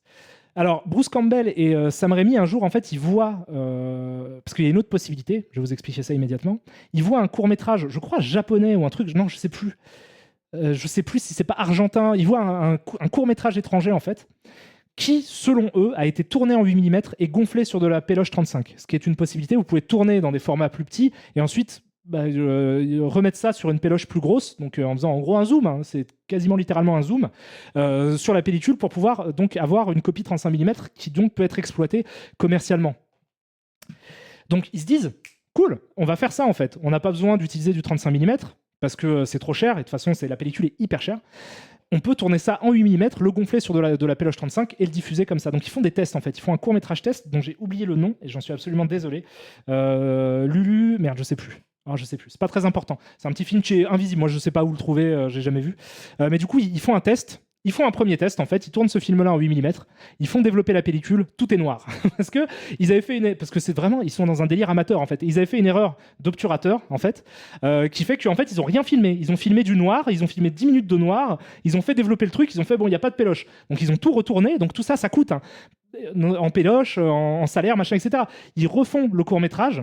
Cette fois-ci, ils ne se gourrent pas sur l'obturateur. Ils ont vraiment un truc. Ils le font gonfler en 35. Ils regardent le résultat. Ça pue la merde. Ils sont devant vraiment une image dégueulasse. C'est ce que disait, je sais plus, Sam Raimi. Enfin, t'as l'impression que le truc a été tourné pendant une tempête de grêle. C'est-à-dire ils disent il y a du grain qui fait la taille de balles de golf. En fait, et partout dans l'image. Ils disent non, c'est dégueulasse. Et donc Bruce Campbell, il dit non, je sais même pas. En fait, le test qu'on a vu, ils ont mytho. C'est pas possible que ce soit vraiment du 8 mm gonflé parce que c'est vraiment dégueulasse. Donc ils ont pas le choix. Donc ils l'ont budgétisé à 90 000 en partant du principe qu'ils allaient le tourner en 8 mm. Là, ils se rendent compte que c'est inenvisageable. Ils n'arriveront pas à faire quelque chose de propre avec ça. Donc, ils sont obligés de passer à un format un petit peu plus carré, un petit peu plus pro, qui est du 16 mm, qui est donc là, qui est à mi-chemin, du coup, évidemment, entre le 8 mm et le 35 mm. Mais sauf que tout ça, évidemment, ça fait exploser les coûts. Donc, comment ils vont faire pour gratter 90 000 balles, selon eux, qui ensuite va très vite se transformer en 150 000, qui au final finira à 250 000? Comment ils vont faire ça? En demandant à des gens qui ont des thunes, en fait. Ça va être... C'est tout con, hein. Il fallait pas aller chercher très loin. C'est juste qu'en fait, ils se disent on va pas aller le faire produire par une grosse boîte à Hollywood, machin, etc. On va vraiment rester loco. On va faire ça en mode dans le Michigan. Et du coup, les investisseurs, on va les trouver localement dans la ville où on habite. Donc, ils sont simplement allés toquer à des portes. De façon en mode forceur, quoi. Du mécénat. Non, c'est des investisseurs, en fait. C'est des gens qui vont investir de l'argent. Donc ils vont dire voilà, moi je te donne 10 000 balles et je veux un retour sur investissement, tel pourcentage des revenus que générera le film. Je prends ça. Et ils vont aller vraiment toquer à la porte. C'est Sam Raimi et Tappert et Bruce Campbell, en gros, ils ont été vraiment littéralement tapés à la porte de tous les gens du Michigan qui avaient un petit peu d'argent. Genre, ils sont vraiment allés voir tous les dentistes, tous les mecs qui avaient des boîtes, les machins et trucs, ils ont fait est-ce que vous voulez investir dans ce truc-là? Sauf qu'en fait, pour cette démarche-là, pour investir, enfin pour que les gens investissent dans le projet, il fallait quand même leur montrer quelque chose. Et comme je vous ai dit, les courts-métrages qu'ils avaient fait précédemment ont strictement rien à voir du tout avec le long-métrage qu'ils ont envie de produire. Par conséquent, ils se disent, on va faire ce qu'on appelle un proof of concept, qui est en fait le concept d'un pilote au cinéma, à la télévision, quand tu prépares une série télé, que tu as envie de la vendre, simplement pour qu'elle puisse exister, tu fais un épisode pilote que tu montres, et si l'épisode pilote plaît, les gens investissent de l'argent, quoi.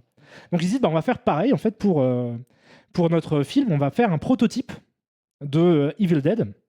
Je vous avais dit que j'allais pas dire Evil Dead et j'arrête pas de dire Evil Dead. C'est pas grave. Evil Dead. Donc ils font un prototype qui s'appelle Within the Woods, qui est un court-métrage de 30 minutes, qui lui est disponible, c'est trouvable sur internet, même si c'est compliqué parce qu'il se fait régulièrement striker d'internet. Parce qu'ils utilisent encore de la musique dont ils n'ont pas les droits, en l'occurrence, donc tout un tas de musique. Je crois qu'il y a du Hitchcock. Il y a, je crois, la musique aussi de Justicier dans la ville de Michael Winner avec Charles Je t'écrase les couilles Bronson. Et du coup, donc, c'est un film quasiment illégal, mais qui n'est pas fait pour être vraiment distribué ou montré tant que ça, qui est fait vraiment pour être montré aux investisseurs potentiels du film Evil Dead, quoi. Donc c'est un outil commercial, en fait. Ils font ça. Donc je ne vais pas vous montrer des extraits du film pour des problèmes de droit, évidemment. Par contre, j'ai normalement si tout se passe bien. Attendez, bougez pas. Pop, pop, pop, pop, pop. J'ai quelques screenshots qui sont pas, voilà, c'est pas nécessaire. En plus, le truc est dégueulasse en termes de qualité. Mais du coup, c'est ça, Within the Woods. C'est ça. Within the Woods, donc un court-métrage de 30 minutes réalisé par Sam Raimi avec Bruce Campbell dans le rôle principal avec Hélène Sandweiss, je crois qu'elle s'appelle comme ça, dans le rôle. Enfin, non, c'est elle d'ailleurs qui a en fait vraiment le rôle principal, puisqu'on va en parler, il n'y a pas la même structure exactement dans les personnages que dans Evil Dead. Mais en gros, qu'est-ce que ça raconte Within the Woods? Donc les gens qui connaissent Evil Dead vont se rendre compte que c'est très proche, mais en fait pas tant que ça. Ça raconte l'histoire donc de tout un tas de jeunes gens. Donc déjà, ça commence par des plans comme ça sur un marais. Tout dégueulasse avec de la forêt et la caméra qui avance dans ce marais de façon un petit peu fantomatique. Chose qui est complètement reprise dans The Evil Dead. Ensuite, on arrive dans cette cabane maison. En fait, c'est une maison. Cette fois-ci, c'est une maison, quoi. Qui n'est pas vraiment une cabane. C'est la maison, je crois, je sais pas si c'est des potes à Rob Tapert ou si c'est lui-même, j'en sais rien. Mais en gros, voilà, c'est ça. Ça commence comme ça, Within the Woods, et ça introduit les personnages principaux qui sont ce couple-là. Je suis désolé pour la qualité dégueulasse de l'image, mais il n'y a pas de copie propre de ce film-là, étant donné qu'il y a juste une copie VHS dégueulasse, re-ripée. Là, c'est la meilleure qualité. Ce que vous voyez, c'est vraiment la meilleure qualité de ce qui existe aujourd'hui. Il n'y a vraiment pas mieux que ce que vous pouvez, que ce que vous voyez là. Donc c'est dégueulasse. C'est un court-métrage complètement fauché, hein, de toute façon, quoi. C'est la maison des parents de Sam Raimi. Ah ouais, non, je croyais que c'était des potes de Rob Tapert. Bon, c'est pas grave. Mais en tout cas, voilà. Donc il y a ces deux personnages-là. La personne que vous voyez, enfin que vous devinez à droite, c'est Scott Spiegel, donc qui joue le personnage de Scott, qui est avec sa compagne. Et donc, en fait, ils passent un week-end / vacances dans cette baraque à 4. Donc, ils sont 4 jeunes gens qui s'amusent ensemble. Donc, eux, là, ils jouent au Monopoly. Pendant qu'ils jouent au Monopoly, donc là, on voit quasiment rien. Mais je vais vous expliquer un petit peu ce qui se passe à l'écran. Le deuxième couple, donc on voit là dans le fond. Attendez, je vais faire un truc. Ah, mais vous le voyez, non. Vous avez mon curseur? Là? Ouais. Donc ici, en fait, il y a 2 personnes. Là, c'est Bruce Campbell, et là, c'est Hélène Sandweiss, donc sa compagne dans le film, qui joue le deuxième couple. Là, vous avez quelque chose qui, normalement, vous fait penser à Evil Dead immédiatement, c'est que vous avez une balancelle qui est qui est sur le porche, et qui se balance comme ça. Donc, vous avez à peu près les mêmes choses que dans Evil Dead. Eux, ils vont se balader un petit peu dans leur coin. Donc là, vous avez Bruce Campbell, qui est beau comme un dieu, hein, on va pas se le cacher, avec sa meuf, et il est en train de discuter. Donc c'est un espèce de... Est-ce que je peux mettre l'image en grand et moi en petit? Oui, je peux, mais ça va être dégueulasse de ouf aussi. Il n'y a pas de problème, ça sera... Bam, dégueulasse. Voilà, donc là, vous avez Bruce Campbell, donc je vous remontre l'image d'avant qui est tout aussi dégueu. Vous avez Bruce Campbell qui est ici, qui du coup discute avec sa compagne et qui lui explique, en fait, il y a une scène d'exposition où il explique à peu près le film, et tenez-vous bien, donc le scénar du film n'est pas le même que dans Evil Dead. C'est qu'en fait, il lui explique que la maison en question a été construite sur un ancien cimetière indien. Et que par conséquent, donc il y a des forces diaboliques, mais eux, il n'y a pas d'embrouille parce que, en fait, ça va réduire la taille, s'il te plaît. Ah, c'est vous qui avez demandé. En fait, ça va. Il dit, ouais, on peut être dans la merde si on blasphème si on déterre les morts, machin, etc. Mais si on se contente de manger des hot dogs, il n'y aura pas d'embrouille. On va pas se faire maudire par la malédiction du vieux cimetière indien. Donc il y a des idées de mise en scène un petit peu, comme là par exemple la caméra qui est recouverte par cette très jolie nappe de pique-nique, puisqu'ils sont sur le point de pique-niquer en couple. Et ce joli plan, donc, ah oui, alors j'ai pas pris de trucs parce qu'on voyait vraiment rien, l'image était toute noire, mais en gros Bruce Campbell, il trouve une dague, il trouve des restes de je sais pas, il trouve une espèce de sépulture quoi, d'Indiens morts. Et cette sépulture, pendant qu'ils ne regardent pas et qu'ils font une sieste, s'enflamme. Voilà. C'est du feu, hein. Il faut que vous voyez. Pendant ce temps-là, eux, ils jouent au Monopoly. Elle se réveille, donc la meuf de Bruce Campbell, après le pique-nique, elle se réveille et elle se rend compte que Bruce Campbell n'est plus là. Où est-il? D'où vient-il? Formidable Bruce Campbell. Des temps nouvelles. Bruce Campbell? Bruce Campbell? Dit-elle. Mais Bruce Campbell, il n'est pas là. Bruce Campbell s'appelle Bruce dans le film. Il s'appelle pas encore Ash. Bruce Campbell! Bruce Campbell revient! Voilà. Alors, elle croise quelque chose, en fait, elle est dans les bois.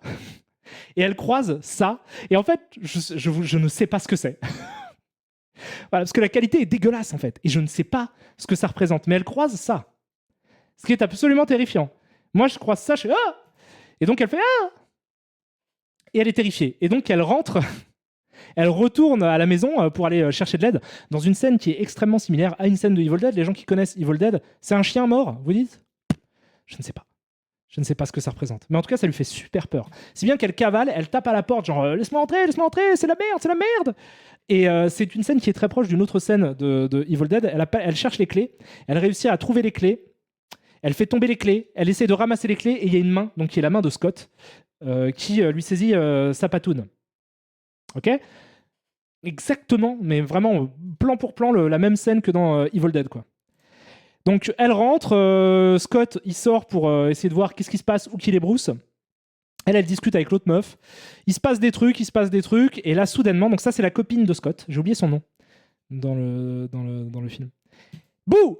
Elle se fait attaquer. Là c'est le bras de Bruce Campbell qui attaque du coup la meuf de Scott et qui la tue. Là c'est Bruce Campbell. Et là il attaque la meuf de Scott. Ça c'est Bruce Campbell en gros plan avec un maquillage de Bruce Campbell zombie. Quelque chose qu'on ne verra pas dans le premier Evil Dead, mais qu'on va retrouver dans Evil Dead 2 par contre, pour les gens qui sont fans de la saga. Ça, en l'occurrence, Yoxotot, Karim, le tournage s'est déroulé dans la ferme de la famille de Rob Tappert. Voilà, c'était ça que j'avais comme info. Donc du coup, c'est lui qui devient un Stromon en fait. Là, c'est la grosse différence qu'il y a par rapport à Evil Dead, c'est que Bruce Campbell, le héros, donc le héros de Evil Dead, joue le méchant, enfin qui est pas le méchant, mais qui est la personne qui va se faire transformer et qui va devenir un Deadite, donc qui sont les monstres de Evil Dead. Et ce qui est assez intéressant, c'est que c'est vrai, alors c'est hyper low budget, dans le sens où ça a coûté à peu près genre 2000 balles, un truc comme ça, même pas, je crois que c'est un budget de $1500, quelque chose comme ça. C'est que dalle. Donc en termes de tout, c'est hyper cheap. Les maquillages sont faits par Tom Sullivan, comme ça sera le cas dans le premier, mais il en est encore à je m'entraîne, quoi. Et en l'occurrence, il y a tellement pas de thunes que Bruce Campbell, comme il n'y avait pas trop les moyens de refaire, et que c'était laborieux de refaire en fait le maquillage en latex, parce que c'est du latex qui est sur sa gueule, comme il n'y avait pas trop moyen de refaire le maquillage à cause du manque de thunes, en fait, il dormait avec ce maquillage-là. Donc, c'est terrible, hein, mais il dormait avec ce maquillage-là, et donc il a passé plusieurs jours, je crois, au moins 2 jours, avec ce maquillage, et à la fin, quand il l'a enlevé, apparemment, sa gueule avait été un peu déformée quoi, par le latex qu'il portait. C'est vraiment du film fait à la maison, quoi. Donc là, je sais même pas pourquoi j'ai pris ce screenshot. Mais voilà. Ça fait super peur à la meuf de Bruce. Bruce, il est là, comme ça, tranquille, il fait flipper. Elle a peur, et là, après, bon, bah voilà, c'est assez classique. Il essaye de rentrer, donc là, on voit que sa main se coince dans l'ouverture de la porte. Elle va poignarder sa main, qui est un truc qu'on retrouvera aussi dans Evil Dead, évidemment. Il y a et du coup, en fait, ça, c'est un truc que je vous expliquerai plus tard. Elle descend dans une cave aussi, qui a beaucoup moins d'importance que dans Evil Dead, mais il y a quand même une cave. Cette cave, du coup, à ma connaissance, je crois que c'est la même que dans Evil Dead, puisque je vous expliquerai pourquoi, en fait, dans les lieux de tournage, il n'y avait pas de cave dans Evil Dead. Et je crois qu'ils ont utilisé cette même cave qu'ils avaient déjà utilisée pour Within the Wood pour tourner les plans dans Evil Dead, donc c'est assez amusant. Souvenez-vous de ce plan, il va revenir, enfin, il y aura des plans similaires dans Evil Dead en beaucoup mieux fait. Ça, c'est intéressant. Donc, en tout cas, elle descend, et là, on voit, par exemple, typiquement une idée où on la voit à travers les marches qui sera complètement reprise en fait dans Evil Dead. On la voit à travers les marches de l'escalier. Pareil, il y a un travelling et tout. Donc elle se fait attaquer par par Bruce Campbell, mais elle arrive à le mettre hors d'état de nuire, si bien qu'elle lui tranche, en fait il essaie de la poignarder, elle lui tranche la main, donc ça c'est pareil, un truc qui reviendra exactement dans Evil Dead. Elle lui tranche la main, lui il arrache le reste de sa main avec les dents, et ensuite elle utilise le poignard qu'il utilisait avec sa main pour le buter. Voilà, c'est ça l'idée du truc. Elle arrive à le buter, c'est ce qu'on croit. Elle est dans le coin du truc, elle flippe, elle pleure. Là, c'est elle. Vous le voyez pas, mais là, c'est elle. Et là, un petit scare de toute la fin, à la toute fin. Donc, il y a Bruce qui se relève en mode ah, j'étais pas mort. Ce plan sera repris aussi quasiment à l'identique dans Evil Dead. Et c'est la fin de Within the Woods. Quelque chose donc de vraiment hyper rudimentaire. D'une simplicité confondante, avec finalement pas beaucoup de ce qui est la marque de fabrique de Sam Raimi, de sa mise en scène, etc. Mais quand même, quelques idées de mise en scène qui seront réutilisées ensuite non seulement dans Evil Dead, mais dans le reste de sa filmographie aussi. Donc scénaristiquement, ça n'a aucun intérêt. Le trope du cimetière indien, D'ailleurs, c'est hyper galvaudé, mais en fait, le gros truc qui a lancé ce trope, je pense que c'est Amityville, et je me demande si c'est pas à peu près à la même époque, en fait. Donc c'est peut-être à ce moment-là pas tant utilisé que ça. Ça doit être, c'est un truc des années 70 hein, de toute façon quoi. Mais bon, scénaristiquement en tout cas, ça a très peu d'intérêt. C'est juste vraiment une façon de prouver qu'ils peuvent réaliser un film d'horreur avec des maquillages, et des costumes, du sang. Et un truc comment dire, en huis clos dans un endroit cloisonné quoi. Voilà, c'était juste ça. Et c'est pas alors c'est compliqué. Si je sais pas si je vous recommande ça. En vrai, ça a très peu d'intérêt quand vous avez vu The Evil Dead. Néanmoins, si vous êtes vraiment fan, c'est quand même un truc à voir. Je pense que c'est c'est mieux que Clockwork, je trouve, que c'est ce que Sam Raimi a fait de mieux avant Evil Dead. Et on sent qu'il commence un petit peu à prendre ses marques. Mais il n'y a pas le talent de Sam Raimi dans ce film aussi, quoi. C'est pas voilà. En tout cas, ça lui permet de prendre ce film-là, d'aller le montrer à des investisseurs, à gauche, à droite, dans tout le Michigan. De dire, voyez, on peut faire un film, et au final, ils arrivent à gratter à gauche, à droite, comme ça, 90 000 balles, et finalement un peu même plus, pour faire... En fait, non, je crois qu'ils ont réussi à faire 85 000. L'idée, c'est que si le film se faisait pas, ils remboursaient tout le monde. Et l'idée, c'est aussi que c'était une façon pour eux de se lancer dans l'industrie du cinéma. C'est-à-dire qu'ils... Comment dire, ils ont mis beaucoup de fierté à l'idée de produire un film de façon professionnelle avec des contrats, etc. Donc ils ont fait signer à tous ces gens des papiers avec écrit voilà, vous investissez tant d'argent, ce tant d'argent représente tant de pourcents dans le budget du film final, et donc du coup vous avez tant de pourcents sur les revenus que va générer le film. Voilà. Et là ils s'engagent dans quelque chose de complexe. Parce que du coup, ils s'engagent dans un truc de ce sont quand même des jeunes gens. À cette époque-là, ils ont 18 piges. Quoi. Genre, Sam Raimi, il a 18 piges. Bruce Campbell, il a 19 piges. Ils sont nés dans le même hôpital, à Détroit, autour de Détroit, à peu près un an d'intervalle. Donc, du coup, ils ont cet âge-là. Rob Tapert, c'est le plus vieux des trois, il doit avoir 22 ans. Donc, ils sont jeunes et ils sont en train de s'endetter quand même, à hauteur d'une somme qui n'est pas négligeable pour quelqu'un qui est voilà, un particulier, j'allais dire. Donc du coup, là, ils s'engagent dans un truc qui va être hyper important. C'est-à-dire qu'ils s'endettent, en fait, pour faire ce... Enfin, ils s'endettent. Ils doivent de l'argent, désormais, parce qu'ils ont signé des papiers, en fait, avec écrit, bon, bah, on vous doit un pourcentage, il faut que le film il soit bien, quoi. Ce qui est très compliqué. Et si le film, il n'est pas bien, et si le film, il rapporte pas d'argent, du coup, c'est ce que disait Sam Raimi en interview, il disait, mon alternative, c'était de retourner vendre, parce qu'avant ça, il faisait des petits jobs où il vendait des trucs d'air conditionné, des trucs de clim. Il vendait des clims. Donc il disait voilà, j'aurais pu retourner à ça. Je m'y connaissais en clim quoi, mais c'est la seule chance que j'ai en fait pour me lancer là. Si je foire ça, je foire ma carrière, je foire tout. Donc j'ai plus. Donc du coup ça va et en fait ça va être très important puisque là on va commencer à vraiment parler d'Evil Dead. En fait l'intérêt du film et le sens qu'il a et tout l'argumentaire que je vais essayer de développer dans ce stream et peut-être dans les autres, parce que je me rends compte que ça fait quand même déjà 1h30 qu'on stream, mais tout l'argumentaire que je vais développer autour de ce film, en fait, est vraiment très connecté et très dépendant de la façon dont a été fait le film. C'est-à-dire que Evil Dead est un projet artistique qui est indissociable de son processus de production. Ce qui en fait un objet hyper... que vous allez me dire comme tous les films probablement, mais celui-là peut-être plus que les autres. C'est un film qui est hyper intéressant à décoder. Et donc, on va commencer à s'intéresser donc, au résultat final. On va faire un déroulé du film. Donc ça, voilà, juste pour vous dire, voilà, donc ils arrivent à gratter suffisamment d'argent pour produire le film et ils se lancent. Et je pense que je ne vais pas... Non, je ne vais pas commencer à vous dire comment, dans quelles conditions a été fait le film. Je vais évoquer tout le processus de fabrication par le biais donc, d'un déroulé des événements du film. Hop, hop, hop. Pardon pour le hors-sujet express, me dit Couscous Party. Je vais aussi en profiter pour faire une pause, remercier les gens. Mais mardi, je vais assister à une rencontre avec Gus Van Sant. Super. T'as un film préféré de lui? Merci. Moi, j'aime bien Gus Van Sant déjà. Je trouve que c'est un réalisateur intéressant. J'adore Elephant. Voilà, je sais que c'est... À l'époque, en tout cas, de sa sortie, c'était un peu controversé.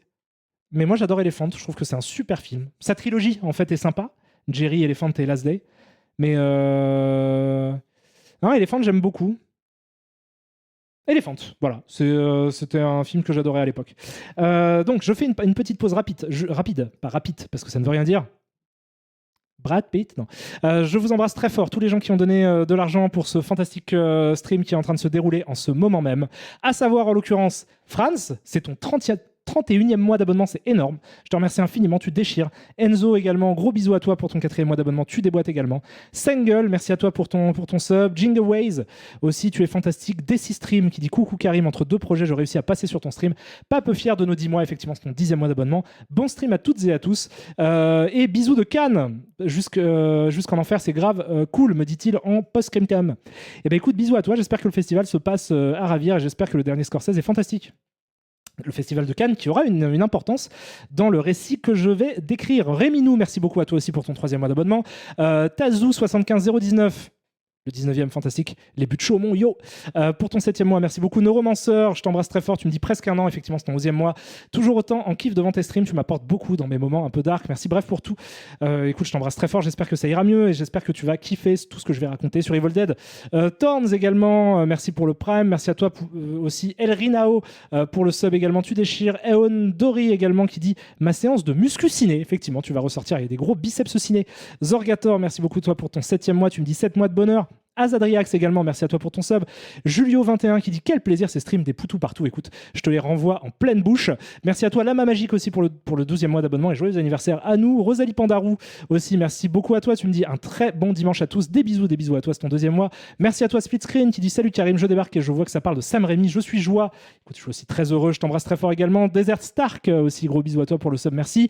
Grip Mino également, tu déchires. Seigneur Trickster, tu es fantastique. Je t'embrasse, c'est ton 10e mois d'abonnement. Tu déchires. I'm Seimo, merci beaucoup à toi. Tu dis Karim, on t'aime. Et moi aussi, je t'aime, mon chou. Merci à toi, Thomas Chan, 0, tu déchires. Merci beaucoup à toi, Itenlio, c'est ton 13e mois d'abonnement. In a Row qui dit burp. Le coca ne passe pas. Et bonsoir Karim, écoute, c'est normal, c'est bourré de saloperies. Merci beaucoup à toi, Mascot Powa pour le sub. Merci à toi, Member Chewbacca. Et merci également à toi, les Arcrades. J'espère que tu t'es lavé. Voilà, donc là, on va passer à proprement parler à Evil Dead.